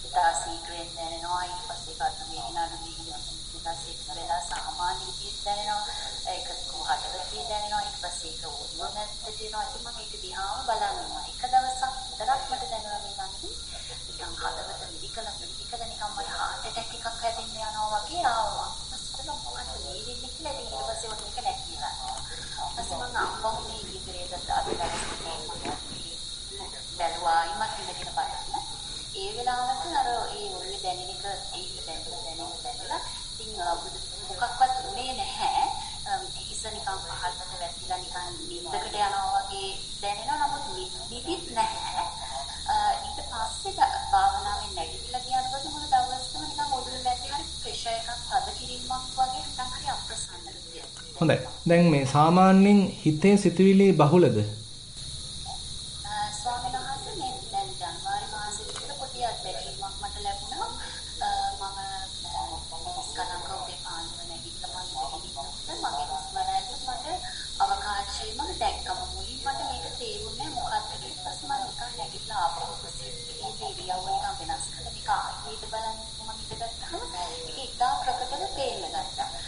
ඊට පස්සේ මම බලාගෙන හිටියා දැන් මේ හුස්ම රැල්ල කොහෙද එන්නේ කියලා එහෙමත් පේන්නේ. ඊට පස්සේ ටිකක් වෙලා ඉතිරියාම බලනකොට මට පාට මට කියන්නේ මනසට ආවේ මම අහපු ධර්ම කාරණාවක් ක්‍රියාවලියක් පේනවා මේක පුද්ගලයෙන් කරන දෙයක් නෙවෙයි. ඒක තමයි මට මේ පේන්නේ දැන් මේ මම හුස්ම ගන්නවා නෙවෙයි මේ ක්‍රියාවලියක් නෙවෙයි කොහෙද දැන් තියෙන්නේ කියන එක. ඒ සිදුවීමෙන් පස්සේ ස්වාමීන් වහන්සේ මගේ යටිපතුලේ සත්‍ය නිරායාසයෙන් අපිට තිබුණා. නමුත් ඒක තව තවත් තීව්‍රව දැනෙන්න ගත්තා. යටිපතුල් දෙකෙන් පුළුන් රොඩක් වගේ එක සමානයක් ඊටත් වඩා වගේ තිබුණා. ඒක යාම ඇදගෙනකොට ඒක තිබුණා. ඒකල මගේ මේ ඇඟ පිරිමදිනකොට හරි ස්නානාල ඇඟ පිහිදනකොට හරි ඇඟේ පොඩි සියුම් භාවයක් වෙන්න වගේ නෙවෙයි. ඊපස්සේ මම බලන මේ කොහොමද වෙන්නේ ඉතින් මේකට රහත් වුණොත් මට ඇඟක් නෑම වගේ වෙන්නේ කියලා තිබුණා. ඒකෙන් පස්සේ මගේ සිතිවිල්ලක් අඩු වුණා. සමහරක් වෙලාවට මම වාහනේ ඩ්‍රයිව් කරගෙන යන වෙලාවට වගේ මේ මෑත් නිකන් හිත හරියම ශාන්ත වෙලා සිතිවිලි මොකුත් නැති නිකන් පුදුමාකාර ඇදීමක් කිසිම දෙයක් නැති නිකන් සමාධියක් වගේ විනාඩි 20ක් විතර වගේම තිබුණා. හිත කොහොමද කියනවා ආයෙත් ඉතින් දවස්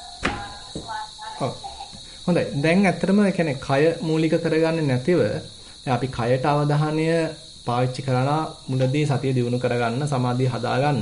දැන් අපිට හැබැයි ඊට වඩා බොහොම රිලැක්ස් විදිහට බොහොම සැහැල්ලුවෙන් අපේ හිත දිහා බලලා යන ගමනක් තමයි කරන්න වෙන්නේ. දැන් අපි ඔතනදී දැඩි විදිහට අපි කයටම අවධානය යොමු කරගෙන යන්න ගියොත් නිකන් පැටලීමක් සිද්ධ වෙනවා. අපි මේ කියන්නේ අර දැන් හිත කැමති දැන් ටිකක් සැහැල්ලුවෙන් යන්න.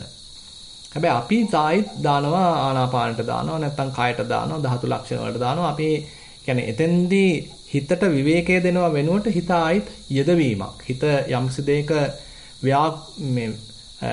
මේ යෙදවීමක් කරොත් ඒක වැරදි. ඒ නිසා බලන්න පොඩ්ඩක් හිත පැත්තෙන් ගත්තාම ඒ තරම්ම අරමුණු එච්චරම හිතට එන්නේ නැත්තම් ඒ කියන්නේ හිතන්න හිත සාමාන්‍යයෙන් සැහැල්ලුවෙන් ඉන්නවා නම් හිත සාමාන්‍යයෙන් විවේකයෙන් ඉන්න කැමති නම් අපිටම අපි රූපයක් දැක්කා. හැබැයි රූපෙත් එක්ක කල්පනා කර කතන්දර ගොතකතා හිත යන්නේ නැහැ. හිත කැමති විවේකයෙන් ඉන්න. සද්ද ඇහුණා. හැබැයි ඒ සද්ද අල්ලගෙන කතන්දර ගොතන්න යන්නේ නැහැ. හිත කැමති සැහැල්ලුවෙන් ඉන්න. ඉතින් මේ විදිහේ ආකල්පයක්, මේ විදිහේ කුසලතාවයක් දැන් හිතේ දියුණු වෙලා තියෙනවා නම් ඒ පැත්ත තමයි හදන්න තියෙන්නේ. ඒ නිසා පොඩ්ඩක් බලන්න හිත පැත්තෙන්ම බලන්න. නිකන් වාඩි වෙලා හිතට සැහැල්ලුවෙන් ඉන්න දීලා හිතට පොඩ්ඩක් යන්න දෙන්න කැමති තැනක. දීලා බලන්න දැන් හිත කොහෙටද යන්නේ. හිත අපිටම ගිහිල්ලා ඔන්න අතීතයේ දෙයක් මතක් කරගත්තා. ඒක තේරුම් අරගෙන අත්හැරලා දාන්න. ඊට පස්සේ ඔන්න ආයෙත් මොකක් හරි ඇහෙන සද්දයකට හිත ගියා. ඒක අත්හැරලා දාලා ආයෙත් හිත විවේක කරන්න. අපිට ඊට පස්සේ ඔන්න ආයෙත් අනාගතේ කරන්න තියෙන දේවල් මතක් වුණා. ඒකත් අත්හැරලා දාලා ආයෙත් හිත විවේක කරන්න. දැන් එතකොට මේ හිතේ විවේකයේ තමයි වඩන්නේ. එතන ලොකු අරමුණක් නැහැ. හිත මොකක්වත් අරමුණක පිහිටපු නැති ස්වභාවයක්. ඕක පොඩ්ඩක් කරලා මට ආයි කියන්න මේ ඕකේ සාර්ථකත්වය අසාර්ථකත්වය මට තේරෙන විදිහට නම් ඔතන ඔය පැත්තට නොදාපු හින්දා තමයි ඔය ප්‍රශ්නේ ඇති වෙලා තියෙන්නේ.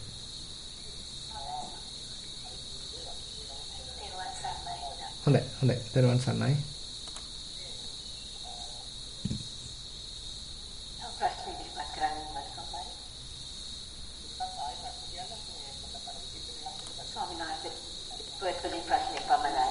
හොඳයි. ඉතින්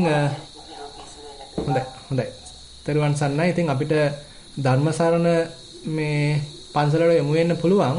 හැබැයි කොහෙන් හෝ තාමත් මේ අපි කරපු දේවල් වල රිපීට් ටෙලිකාස්ට් එකක් එනවා. කොහෙන් එනවද කියලා මටත් හිතා ගන්න බෑ.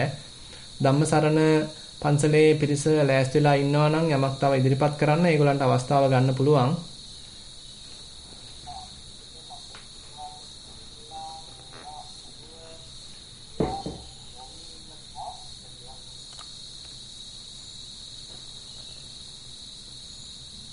ස්වාමීන් වහන්සේ අපිට ලැබෙනවා දැන් ඔව් ඇහෙනවා දැන් ඇහෙනවා. අපිට වහන්සේ වෙන්නේ නැහැ දැන්. මාව හැබැයි දැන් පර්ත් වලට නම් ඇහෙනවා.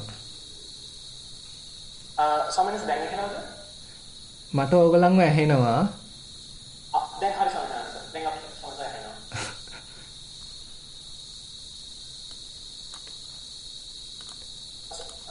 සමනස් දැන් ඇහෙනවා නේද? ඔව් අපිට ඇහෙනවා. හොඳයි. ඉස්ලාම් සමනස් අපිට සමාවය දෙතිනවා මේ නැත්නම් ප්‍රාථමික දෝෂයක් දුන්නා. අපිට තව ප්‍රශ්න දෙකක් තියෙනවා ස්වාමීන් වහන්සේ. හරි. හරි ප්‍රශ්නේ ගෞරවනීය ස්වාමීන් වහන්සේ උදේට උපෝසථ අෂ්ටාංග සීලේ සමාදන් වී ඊට පසුදා සිල් පවාරණය කරන විට සිල් සමාදන් වූ දා සවස නැවත සිල් අලුත් කරගත යුතුද? වටන ඇතුලේ සිල් නොකරනා. නෑ එහෙම දෙයක් නැහැ. අපි සිල් සමාදන් වුණා නම් උදේ ඊට පස්සේ අනිත් දවසේ හවස් වරුවේ නම් අපි යන්න බලාපොරොත්තු වෙන ඉතින් හවස් වරුවේ පාරණය වුණා නම් ඇති. ආයෙත් නැවත එදා හවස සිල් ගන්න ඕනේ කියලා නියමයක් නැහැ. හැබැයි ඉතින් නැවත මේ ඕක ආවර්ජනය කළා කියලා කිසි පාඩුවක් ඇත්තෙත් නැහැ. මොකද ඉතින් අපි අපේ සීලයනේ මේ මතක් කරගන්නේ. ආයෙත් මම මේ සත්තු මැරීමෙන් වැළකී ඉන්නවා නේද කියලා සතුටු වෙනවා. හොරකම් කරන්නේ නැතුව ඉන්නවා නේද කියලා සතුටු වෙනවා. ඊළඟට බ්‍රහ්මචර්යයක් ආරක්ෂා කරනවා නේද කියලා සතුටු වෙනවා. නැත්තම් සීලානුස්සතියක් අපි වඩනවා. ඒ නිසා මේ දේවල් ඉතින් අපි නැවත නැවත කරා කියලා පාඩුවකුත් නැහැ. ඒකෙන් අපි තුල නිකන් සීලානුස්සතියක් වඩා ගන්න පුළුවන්. හැබැයි අනිවාර්යයෙන්ම හවස් වරුවේත් ගත යුතුයි කියලා එහෙම නියමයක් ඇත්තේ නැහැ. අවසාන ලිඛිත ප්‍රශ්නය තෙරුවන් සරණයි ස්වාමීන් වහන්සේ පළවෙනි කොටස උදේවැය ඥානය පිළිබඳව පැහැදිලි කිරීමක් කරන මෙන් කරුණාවෙන් ඉල්ලා සිටින්නේ.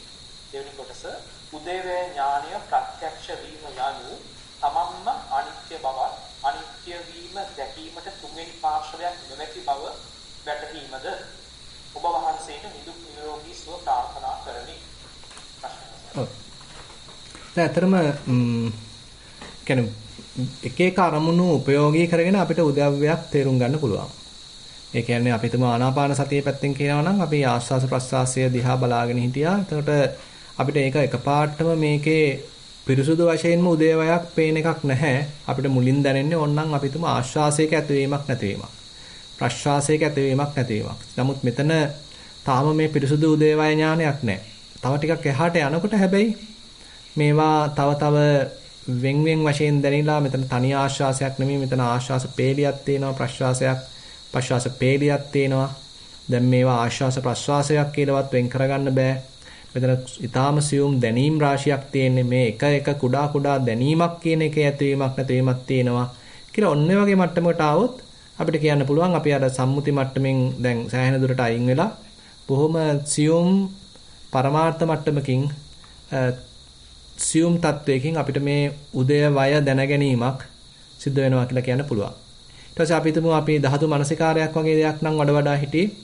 එතෙන්දී ඒ ධාතු ලක්ෂණ අපි හොඳින් විමසමින් මුලදී හිටියා. හැබැයි පස්සේ මේවා ඔක්කොමලා නිකන් එකම රටාවකට වැඩ කරන බවක්. තද ගතියක ඇතිවීමක් නැතිවීමක්, රළු ගතියක ඇතිවීමක් නැතිවීමක්, උණුසුමක ඇතිවීමක් නැතිවීමක්. නැත්තම් කම්පනයක ඇතිවීමක් නැතිවීමක්. මේ විදිහට අර ඒ හැමෝම දැන් පෙන්වන්නේ ඒගොල්ලන්ගේ තියෙන ඇතිවීමක් නැතිවීමක්.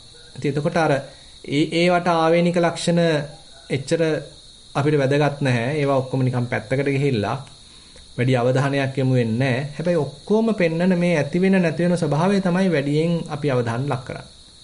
එතකොට ඔන්න ධාතු මනසිකාරයේ පැත්තෙන් අපිට මේ උදේවය ඥානයක් වැඩෙන්න ගන්නවා. අපි වේදනානුපස්සනාවක් නම් බල හිටියේ.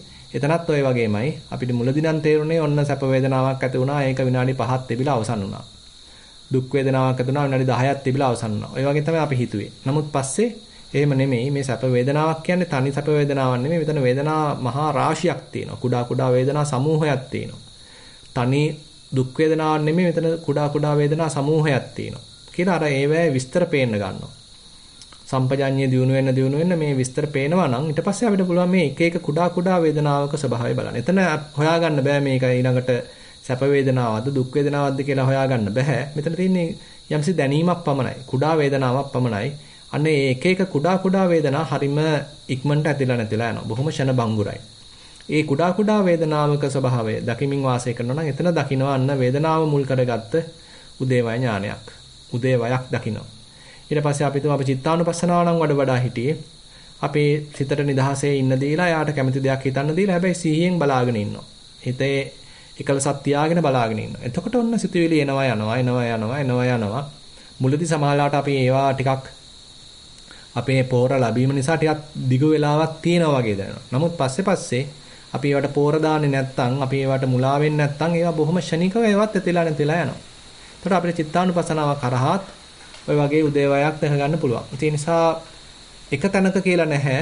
අපි වඩන සතර සතිපට්ඨානය තුලම මේ බඳු ඥානයක් දිනු වෙනවා කියලා කියන්න පුළුවන්.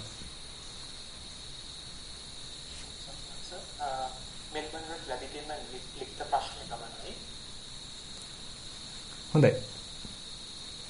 අපි මෙල්බර්න් වල තාක්ෂණික දෝෂය හදාගන්නකම් පර්ත් නුවර අවසන් කළා.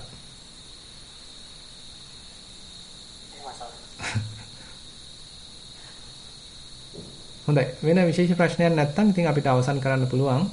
අභාවේ කවුරුහරි ඉන්නවද ප්‍රශ්න තියෙනවද? එහෙම ප්‍රශ්න නෑ වගේ ස්වාමීන් වහන්සේ. හොඳයි. එහෙනම් අපි නැවත මෙල්බර්න් වෙලාවෙන් පස්වරු 5ට කියන්නේ ලංකාව වෙලාවෙන් දවල් 12 මාට ධර්ම දේශනාවෙන් ඔබ සම්බන්ධ වෙන්න බලාපොරොත්තු වෙනවා. හොඳයි. එහෙමනම් සියලු දෙනාටම තෙරුවන් සරණයි.